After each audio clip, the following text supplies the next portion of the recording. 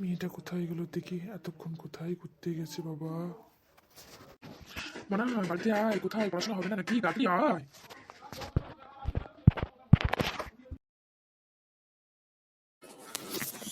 বাবা, আমার তো আর পড়তে ভালো লাগে না, সবসময় অ আ হচ্ছে কি কই এগুলিই পড়ছি। আমাকে পড়তে ভালো লাগে না বাবা। পড়াশোনা না করে কি তুই কি ঘুরে চালাবি?